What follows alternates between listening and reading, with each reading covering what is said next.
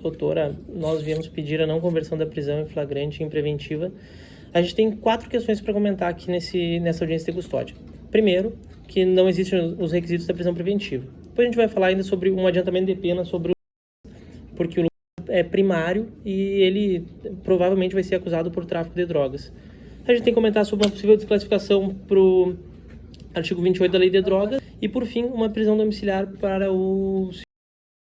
A questão dos requisitos da preventiva, ele tem um trabalho, a gente já peticionou tanto o endereço fixo dele, documentos de que ele faz um curso técnico hoje e de que ele trabalha como auxiliar de produção numa empresa de compensados. Ele é primário, em que pese ele tem alguns inquéritos policiais no nome dele, ainda vige o princípio da presunção da inocência e o artigo 5º da Constituição Federal.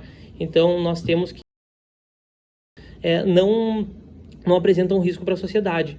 E aí a gente juntou na nossa petição, que acredito que a senhora tenha lido, alguns julgados justamente de casos muito semelhantes ao que pessoas primárias se envolvem com o tráfico e acabam sendo presas. O caso do pai dele é um pouco diferente, mas o pai dele também pode ser considerado primário, apesar de ter maus antecedentes, mas tem uma doença. Inclusive, a gente juntou o atestado médico dele, que vai de 2021 até 11 de 23 do câncer. Então, a gente, num dos nossos pedidos, vai fazer um pedido de prisão domiciliar para ele. E na questão do adiantamento de pena, apenas referenciar que provavelmente ele vai ter uma condenação pelo 33, parágrafo 4º. E aí isso quer dizer que ele vai pegar uma pena com diminuição de 1/6 ou 2/3. Isso dá 4 anos e 8 meses, na pior das hipóteses, 5 anos. E a gente vai manter ele agora, se a senhora converter essa prisão em preventiva, no regime fechado, que é o do preso preventivo. E isso é extremamente excessivo, a gente está deixando ele em um regime mais gravoso.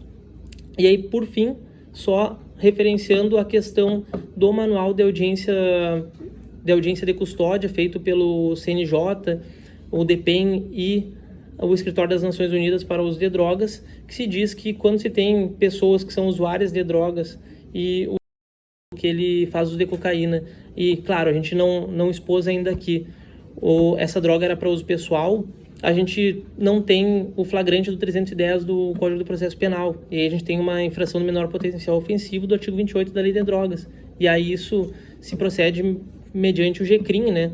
Então, a gente faz um termo circunstanciado e aí se procederia a situação lá no GCRIM e não aqui em uma vara comum. E aí a gente pede, por fim, a aplicação de medidas cautelares, né? E nada pode ser pior do que alguém primário estar preso, que é o caso do... Então, se der para colocar a tornozeleira, a gente não se opõe a nenhuma das medidas cautelares. E a questão do...